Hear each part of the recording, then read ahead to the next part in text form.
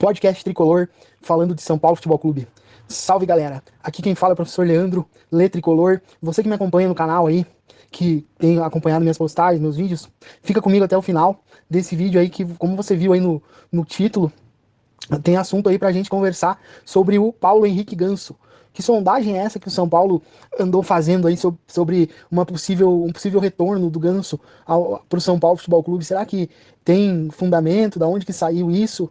Né? Por que tá rolando esse boato? Durante essa semana repercutiu bastante nas mídias são paulinas, aí no Instagram, nas páginas do Facebook, no Twitter, né? No YouTube também repercutiu bastante uma sondagem que o São Paulo fez, né, monitorando a situação do Paulo Henrique Ganso, que nessa temporada vem se destacando bastante pelo Fluminense, vem fazendo bons jogos, né, encaixou ali melhor no time do Fernando Diniz. O Ganso ele teve já, se não me engano, ele está no terceiro ano já de Fluminense, e o ano passado ele já teve uma temporada boa também, ali no Fluminense. Teve um período que o Nenê estava no Fluminense e eles meio que dividiam ali a posição, né? Que eles jogam numa posição muito parecida, os dois jogadores, e o Ganso vinha já desenvolvendo um bom futebol. Só que o problema maior do Ganso é a oscilação que ele tem, né? Ele joga um jogo bem, aí um outro jogo ele some, não aparece muito, e se a equipe acaba ficando dependente do Ganso, o que aconteceu já com o São Paulo, né? O torcedor que tem boa lembrança vai lembrar da passagem do Ganso pelo São Paulo, já aconteceu isso. Quando fica dependente do Ganso é complicado, porque você nunca vai saber se o Ganso vai fazer uma partida muito boa, como quando ele joga bem, normalmente ele é acima da média, né? Ele é um jogador com muito talento, ele é um jogador com características ímpares, assim, que se encontra em poucos jogadores do futebol mundial. E aí acaba acontecendo isso, que vem acontecendo com o Fluminense também, mas nessa temporada o Ganso vem fazendo bons jogos pelo Fluminense, vem se destacando, e assim surgiu esse boato aí que o São Paulo pudesse estar monitorando o Paulo Henrique Ganso. E da onde que pode ter surgido essa situação? Existe nos bastidores do São Paulo, né, informações que a gente coleta aí via Instagram, via Twitter, né, postagem de Twitter, de setoristas, né, eu acompanho bastante da mídia do São Paulo, né, da mídia São Paulino, dos influenciadores são paulinos, e também da mídia de externa, né, dos setoristas que acompanham o São Paulo. Eu gosto bastante do André Hernan. O André Hernan sempre posta, né, informações ali confiáveis, né, fidedignas. Só que, como eu já comentei com vocês que seguem o meu canal, o propósito do canal Podcast Tricolor não é ficar dando notícia do que acontece no São Paulo no dia a dia, porque notícia a gente vê em sites, né, em portais e tudo.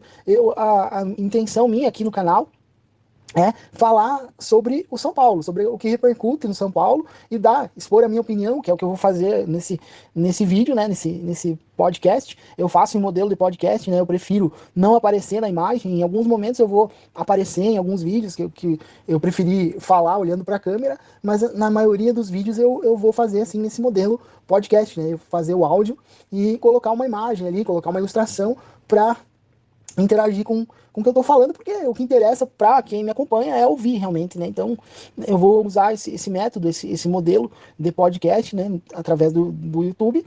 E mas para não fugir do assunto também do vídeo, né? Para não perder a atenção de quem está me acompanhando, eu quero fazer uma retrospectiva sobre o Ganso no São Paulo, só para relembrar um pouco a memória do torcedor mais que talvez não tenha lembrança, ou os torcedores mais novos que não acompanhavam muito na época, que já faz alguns anos, né? Da primeira passagem do Ganso pelo São Paulo, da passagem do Ganso pelo São Paulo. Talvez não tenha uma segunda passagem. No final do vídeo, se você ficar até o final, né? No final eu vou dar a minha opinião, o que eu acredito que pode acontecer, se o Ganso pode vir para o São Paulo, se não pode. E né, mas eu vou para chegar até lá, eu quero fazer essa recapitulação, quero fazer essa breve recapitulação aí da passagem do Ganso pelo São Paulo, de acordo com o que eu lembro, né, com o que eu lembro e o que eu penso em relação ao Ganso. Então, a primeira questão é da onde que surgiu esse boato do São Paulo estar monitorando, né, o Ganso. A diretoria do São Paulo, os diretores do São Paulo, eles estão sempre ligados, né, no mercado. E existe no São Paulo, internamente, uma certa cobrança para que o São Paulo tenha no elenco, para o ano que vem, para a próxima temporada, um jogador mais criativo no meio-campo do São Paulo, que muita gente entende que falta criatividade no meio-campo do São Paulo. O meio-campo do São Paulo hoje é composto pelo Pablo Maia, o Nestor, o Patrick, tem a opção do Alisson, tem a opção também do Gabriel Neves, que é um jogador que está fazendo muita falta para o São Paulo, mas quando tiver em condições, muito provavelmente é titular, e existe muita expectativa em relação ao Galopo. Também são outros jogadores que eu vou no futuro fazer essas análises, né? O Galopo, o Gabriel Neves, eu já postei inclusive um vídeo que tem algumas visualizações ali falando um pouco da adaptação do Galopo e do Gabriel Neves no São Paulo, mas né, hoje eu quero falar sobre o Ganso. O Ganso, né, a diretoria do São Paulo, os diretores do São Paulo, eles têm uma simpatia e uma admiração pelo Ganso, que é natural, né? Todo mundo que gosta de futebol, né, aprofunda um pouquinho mais, que assiste, acompanha, apesar do clubismo, né, acompanha os outros times, acompanha o futebol no geral, né, admira o futebol do Paulo Henrique Ganso, porque ele é um jogador diferenciado, ele tem um raciocínio muito rápido. Inclusive eu postei no meu Instagram um story de uma outra página ali, onde ele mostra alguns vídeos de lances que ele dá o passe sem nem mesmo tocar na bola. Então, o raciocínio dele é tão rápido que ele já antecipa dois, três movimentos antes da bola chegar, ele já sabe o que vai fazer. Muitas vezes, algumas vezes até ele não precisa nem tocar na bola para dar continuidade na jogada. Então, rápido que é o raciocínio dele, mas é um raciocínio de jogo nesse sentido, de construção, de jogada, de uma jogada mais refinada, né? Um passe mais refinado, mais no feeling, mais na questão realmente do sentir o jogo. E as características técnicas do Ganso, elas dificultam um pouco o jogo para ele hoje no futebol moderno. Mas só para voltar lá naquela recapitulação, para o meu ouvinte, né, conseguir entender com mais clareza, vamos recapitular o começo do Ganso no futebol brasileiro. O Ganso ele surgiu junto com o Neymar no time do Santos ali 2009, 2010 ali, se destacaram no Campeonato Paulista 2010, inclusive ganharam uma semifinal contra o São Paulo. Foram dois jogos muito bons, né? O São Paulo naquele 2010 tinha o Hernanes no time, tinha o Marlos, né? Tinha um time bom, né? Treinado ali logo depois que o Muricy tinha saído. Se eu não me engano, no São Paulo ainda estava o Ricardo Gomes, naquele recomeço, né? Que depois o São Paulo foi semifinalista da Libertadores. Então o São Paulo tinha um bom time, né? O Dagoberto, vários jogadores bons. E o Hernanes era um dos maestros do São Paulo naquele tempo. E o São Paulo fez duelos muito bons com o time do Ganso e do Neymar. Só que o Ganso e o Neymar, jovens, já eram acima da média. Os dois jogadores. Só que, para vocês terem uma noção em relação ao Paulo Henrique, a projeção dele, né, quando eles estouraram, ele tinha mais projeção até mesmo do que o Neymar, porque justamente pelas características diferentes que ele tinha, de ser um jogador mais clássico, um camisa 10 mais clássico, o que os argentinos chamam de enganche, né, o jogador que faz a ligação ali entre a transição, defesa e ataque, né, aquele passe mais refinado do meio campo para construir uma jogada, ou um passe para finalizar em gol, né, tanto que o próprio Ganso, ele tem uma frase que ele fala que ele gosta mais de dar o passe e dar assistência do que fazer gol. Isso, de certa forma, prejudicou um pouco a carreira dele, porque ele poderia ter evoluído mais se ele pegasse um gosto maior por finalizar jogadas também e refinasse um pouco mais também a parte da finalização dele. Mas quando ele começou, quando ele estourou no time do Santos, ele estava jogando muito. Inclusive teve um jogo contra o Grêmio na Copa do Brasil, que, se não me engano, foi umas quartas de final, semifinal de Copa do Brasil, não lembro, que naquele ano o Santos também foi campeão da Copa do Brasil, se eu não estou enganado, e campeão paulista, campeão da Copa do Brasil, e o Ganso e o Neymar ali orquestrando aquele time, né, e o Ganso sendo o principal destaque. Né? E aí até no momento ali em 2010 surgiu a possibilidade do Ganso e do Neymar disputarem a Copa do Mundo com a seleção brasileira do Dunga na época. Não acabaram não sendo convocados, mas logo depois, no reinício do novo ciclo da próxima Copa, que seria em 2014, o Ganso fez parte de convocações da seleção brasileira. Então o começo do Ganso foi muito meteórico, né? Foi rápido, assim como foi o Neymar. Só que até comparando os dois, a carreira dos dois, ela teve essa separação justamente nesse momento, né? Entre os anos ali de 2010 e 2012. Em 2 anos que o Neymar conseguiu se destacar, se tornar a grande estrela do futebol brasileiro e ir parar no Barcelona, do Pepe Guardiola e participar daquele super time lá do Pepe Guardiola, com Messi, com Soares, né? Fazendo um trio de ataque. O Ganso acabou tendo uma lesão, né? Uma lesão, se eu não me engano, foi na Libertadores de 2011, que o Santos acabou campeão também, né? O time do Santos, aquele time com o Neymar e o Ganso jogando muita bola, conseguiu conquistar muitas taças, né? foi um time acima da média, era porque tinha dois jogadores muito diferenciados. Então o Ganso, ele era um super craque na época. Só que ele teve uma lesão de joelho que prejudicou bastante, demorou para retornar, né? E aí ele começou a ter um desgaste também no Santos. Ele perdeu praticamente 8 meses daquele momento da lesão dele ali. Era um momento que ele estava na seleção brasileira, que ele estava também, vinha jogando vinha jogando bastante pela seleção brasileira e ele acabou se lesionando. E essa lesão, depois que ele retornou da lesão, que ele se recuperou, ele nunca mais conseguiu ser aquele jogador tão ativo quanto ele era, porque ele era um jogador que pensava rápido e que tinha um pouco mais de velocidade, ele tinha um pouco mais de agilidade nos movimentos. Aí depois da lesão, ele se tornou um jogador mais cadenciado, não, ele não corre muito em campo. Se você prestar atenção no Ganso, nos jogos, o Ganso, a maior parte do tempo, ele caminha ou ele vai a trote. Ele dificilmente ele dá um pique. Você vê o Ganso dando um pique dentro do campo, né? E o futebol hoje, a intensidade do futebol moderno, a condição física exigida pelos jogadores do futebol moderno, que existe a fase defensiva e a fase ofensiva, e todos os jogadores, né, dentro dessa premissa da ideia do Pepe Guardiola, né, das ideias difundidas taticamente no futebol moderno, os jogadores eles têm que ter atribuições na fase defensiva e na fase ofensiva. E o Ganso ele tem essa dificuldade na questão física, né? E só recapitulando brevemente a passagem dele pelo São Paulo, aí depois que ele teve a questão do tempo de recuperação dele no Santos, e o Neymar já tinha se destacado, já estava em outro patamar, vamos dizer assim, ele entrou em desacordo com a diretoria do Santos sobre uma renovação de contrato, e o contrato dele estava para vencer em 2012, e para o Santos não perder o jogador de graça, o Santos vendeu ele para o São Paulo, negociou ele com o São Paulo. Na época, o presidente que contratou o Ganso, né, o presidente Juvenal, pagou o maior valor que o São Paulo havia pago até então na história do São Paulo por um jogador do futebol brasileiro, né? Era a maior transferência entre jogadores do mesmo país, jogadores brasileiros, né? O maior valor de transferência de jogadores brasileiros foi esse valor que o São Paulo pagou pelo Ganso, que eu não vou lembrar o valor exato agora, mas era um valor alto até.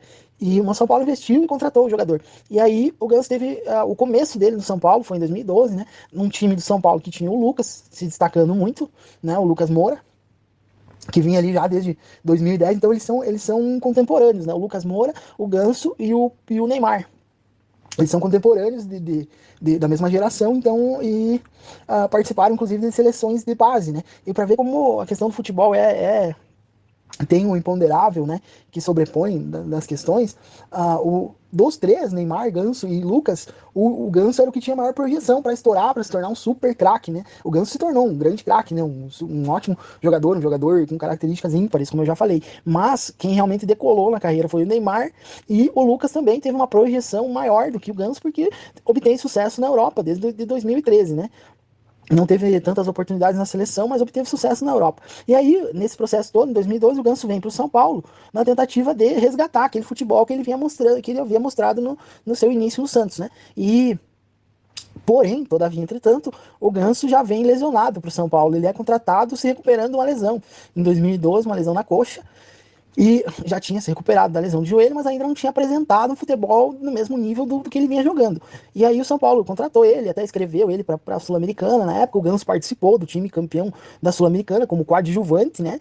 Não foi protagonista, mas iniciou, né? Teve algumas oportunidades ali com o Ney Franco naquele time, né? Aí depois ele se adaptou melhor ao São Paulo. Em 2013, né? O São Paulo disputou aquela Libertadores, disputou pré-Libertadores, depois classificou para a fase de grupos. O São Paulo caiu nas oitavas de finais. O São Paulo caiu contra o Atlético Mineiro, jogou contra o Atlético Mineiro na fase de grupos, depois pegou o Atlético Mineiro, que acabaria campeão nas oitavas de finais. E o Ganso, ele demorou para se adaptar naquele time do São Paulo. Em 2013, o São Paulo tinha um time muito com meio de campo muito decadência, né, de jogo. O meio de campo do São Paulo naquele ano tinha o Maicon, né, que é um jogador que a torcida do São Paulo pegava muito no pé dele, mas o Muricy, principalmente depois que o Muricy assumiu o São Paulo ali em 2013, naquele período que o São Paulo estava brigando para não cair no Campeonato Brasileiro, o Muricy gostava do futebol do Maicon, né? São Paulo tinha contratado o Maicon e tinha o Maicon, o Jadson e o Ganso, três jogadores com a mesma característica praticamente no meio campo, três jogadores que eram mais técnicos, mais de criação do São Paulo, no meio-campo de São Paulo, mas cadenciavam muito o jogo e eram um pouco lentos e tinham dificuldade na marcação. Então o São Paulo era um time que não encaixava porque tinha muitos jogadores com a mesma característica. E o que acontecia no São Paulo é um pouco reflexo do que acontece hoje, né? Por exemplo, o São Paulo, depois da saída do Hernanes para Lazio, em 2010, o São Paulo ficou carente de um jogador de criação ali no meio campo. E o São Paulo contratou o Jadson, contratou o Michael depois, né? O Michael veio junto com o Aloysio, o Boi Bandido, vieram os dois do Figueirense e o Ganso. Então o São Paulo buscou esses jogadores e ali saturou aquele setor e faltava o quê? Para esse tipo de jogador, ele precisa da válvula de escape, que são jogadores de velocidade. E o único jogador de velocidade que o São Paulo tinha no elenco, o São Paulo tinha o Oswaldo, mas o Oswaldo sempre foi um jogador de segunda linha, assim, um jogador que era mais para compor elenco. Ele foi titular no São Paulo mais por falta de opção do que por qualidade. E aí, o, esses jogadores o time não encaixou porque faltava jogadores de velocidade, principalmente depois que o Lucas saiu do time, que é mais ou menos o que o Rogério fala hoje, né, do time do São Paulo, que é um time que cadencia mais o jogo, que é um time que é mais de posse de bola, de construção de jogada, do que um time reativo, do que um time que tem uma transição rápida, que rouba a bola e sai rápido pro ataque, porque o time do São Paulo não tem muita velocidade, né. Então o Ganso, ele demorou muito tempo para se adaptar ao time do São Paulo, se encaixar, e ele foi passando o tempo, ele nunca foi protagonista, né? Aí veio 2013, São Paulo brigou para não cair. Aí em 2014, São Paulo trouxe o Kaká, trouxe o Michel Bastos, naquela leva lá depois da eleição do Carlos Miguel Aidar como presidente de São Paulo. São Paulo trouxe mais esses jogadores e continuava faltando a característica dos jogadores que o Ganso precisa para render melhor, né? Que inclusive hoje, se a gente olhar o Fluminense, tem esses jogadores mais velozes no ataque e que fazem com que o futebol do Ganso apareça mais, né? Na parte que ele tem mais qualidade, que é para achar um passe, que é para construir uma jogada, para agilizar a jogada para o time. Mas o Ganso não tem velocidade, ele precisa de jogadores que tenham velocidade para ele fazer o time jogar. E o São Paulo não tinha isso, né? Nem em 2013, nem em 2014, nem em 2015, que foi o último ano do Rogério Ceni no São Paulo, e no gol do São Paulo.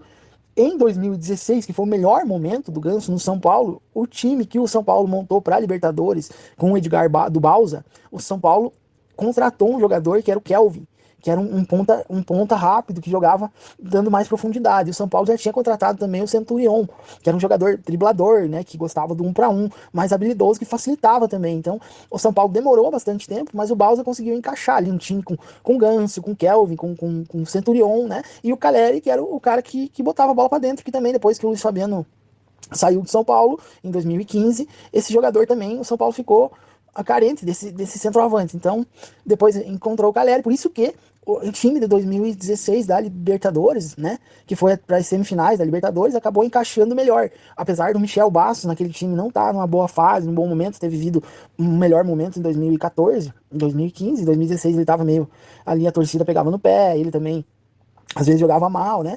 Mas naquela Libertadores encaixou por causa das características dos jogadores. Então, o São Paulo tinha um meio-campo mais técnico, né? Com o João Schmidt, o Thiago Mendes e o Ganso. E jogadores mais velozes no ataque, né? O Kelvin, o Centurion e o Caleri. Naquele esquema, naquele time. E o Ganso jogava ali como se fosse o segundo atacante. Então, o Centurion, ele voltava para recompor, para marcar o lateral, do lado esquerdo, e o Kelvin no lado direito, e o Ganso ele ficava sem obrigações de marcar, da parte da exigência da parte física, né? Da parte da recomposição, que é uma exigência hoje do futebol muito moderno, né? Já era em 2016, muito mais agora. De 2016 para cá já se passaram 6 anos, né? Então, muito mais agora, né? Muito mais evoluído ainda, muito mais aumentada essa exigência, né? Então, por esse motivo, né, eu fiz essa retrospectiva para que você, torcedor, possa entender. E eu ouvi até um boato, né, de que, porque o Rogério não quer o Ganso no time, porque o Rogério quer dar prioridade para os atletas da base, que ele já falou ali, inclusive na última coletiva. E existe sim um boato de bastidores que na época, em 2012, 2013, o Ganso e o Rogério não tinham um relacionamento muito bom no time do São Paulo, né? Porque justamente o Rogério, já como capitão do time no gol, ele cobrava uma participação mais efetiva do Ganso na parte defensiva, na parte do coletivo do jogo, né? O Ganso às vezes fazia grandes partidas com a bola no pé, na parte técnica dele, mas às vezes ele, né, deixava a desejar na recomposição defensiva e prejudicava um pouco o time, e também a questão do Ganso, né, não ter muito tesão, assim, por fazer gol, né, não ser um cara muito goleador, né, e o Muricy até insistiu, no tempo que o Muricy ficou, insistiu com ele para que ele fosse um jogador que chegasse mais na área, que finalizasse mais, porque ele tinha até uma bola aérea muito boa, o Ganso às vezes fazia alguns gols de cabeça também, né, na bola aérea, enfim, o Ganso poderia ter sido um jogador muito melhor do que ele foi, se ele não tivesse lesionado, lógico que a lesão prejudicou bastante também, no momento que ele estava no auge da carreira, a lesão de joelho, e se ele fosse um jogador que conseguisse fazer uma leitura melhor do posicionamento tático, do que ele precisa fazer, não fosse um jogador tão descompromissado com o jogo, né? Ah, ele quer a bola no pé dele, lógico, se você der a bola no pé do Ganso, toda bola que ele pegar, ele vai fazer alguma coisa boa. Ele é um jogador genial, ele é um jogador que tem um raciocínio à frente dos outros. E até, nesse sentido, os companheiros também têm que entender esse raciocínio dele. Se ele tem companheiros no campo que não entendem o raciocínio dele, ele vai ter dificuldade também. Então, né? Existe sim esse boato que o Rogério já cobrava o Ganso na época de São Paulo, né? Então agora, como treinador, obviamente, o Rogério teria uma cobrança ainda maior, uma exigência ainda maior. Então, se há 5, 6 anos, há 6 anos atrás, 7 anos atrás, o Ganso já não cumpria essas atribuições, imagine agora, imagine agora. Teria que se montar um time todo em função de ter o Ganso no time, do Ganso jogar, o time jogar para o Ganso fazer o time jogar, né? Uma coisa, né? E para isso acontecer, precisa dos jogadores de velocidade, que o Rogério vem pedindo já desde 2021. E o São Paulo ainda não tem esses jogadores e tem poucas perspectivas de tê-los, né? Porque um jogador de qualidade, que vale a pena contratar, que tenha a velocidade, que tenha a profundidade que o treinador gostaria que tivesse para poder fazer as variações táticas, é difícil encontrar hoje no mercado. E os nomes que tem dentro da capacidade de contratação do São Paulo, que são negócios mais a custo baixo, né, com salários menores, são jogadores que são apostas, né? Então, se você vai apostar num jogador desse, você dá oportunidade para um jogador da base, que, por exemplo, daqui a pouco você revela um Marquinhos da vida aí e vende o jogador. Só que não pode o São Paulo cometer os erros que vem cometendo, com o Marquinhos, com o Luizão em relação aos contratos, mas é muito melhor você dar oportunidade a jogadores da base. Então, também não seria nada anormal se, né, realmente o Rogério, vamos dizer, barrasse uma vinda do Ganso para o São Paulo, por desejar priorizar a base, que para o São Paulo é muito mais vantajoso, né? E a minha opinião, como eu falei, você que me acompanhou e me ouviu até o final, agora, na minha opinião, eu não acredito que o Ganso venha para o São Paulo, primeiro porque ele tem contrato com o Fluminense ainda até o final de 2023, o Fluminense vai disputar a Libertadores, né? E também tem um outro, já deixando um gancho aí para uma outra análise, eu quero falar sobre o Reinaldo também no próximo vídeo aí, sobre a possibilidade do Reinaldo sair, o que eu penso sobre o Reinaldo no time de São Paulo, a importância do Reinaldo, se vale a pena renovar o contrato, se não vale, eu quero também tá colocando. Mas agora, como a gente tá falando do Ganso, né, na minha opinião, a chance é mínima, mínima, mínima do Ganso vir para o São Paulo. A única possibilidade que acontecer seria se ele fosse de graça, né, sem o São Paulo ter que pagar nada, e como ele tem contrato com o Fluminense ainda em vigor, é quase impossível, né? O Fluminense rescindiu o contrato com o Ganso e ele acertar com o São Paulo. Então é um boato absolutamente infundado, né? Pode ter saído alguma coisa de bastidor em relação a alguma admiração de algum diretor, ou quem sabe do presidente Júlio Casares pelo jogador, que é um excepcional jogador, mas em termos, né, de contribuição, de planejamento do que o São Paulo pensa de time para o ano que vem, é praticamente descartado, né? Então, se você ouviu aí até o final, eu te agradeço e deixe seu like, curte, comente, compartilha, né? E aguardo aí a próxima análise nesse quadro aí de análise de jogadores aí que eu vou fazer. E é isso aí, sempre antenado e procurando saber mais sobre o São Paulo Futebol Clube, né? Se você gosta também de futebol, como um apaixonado pelo futebol em si, né? E pelo jogo, pelas formas de jogo, por aprofundar os conhecimentos do jogo, pode ter certeza que eu vou apresentar bastante coisa legal aí para você que me acompanha. Você que já segue o canal, aí já ativou o sininho das notificações, divulga o canal aí para os seus amigos que gostam de futebol e vamos fazer parte dessa resenha aí falando sobre futebol aí. Até a próxima e um grande abraço. Valeu, galera!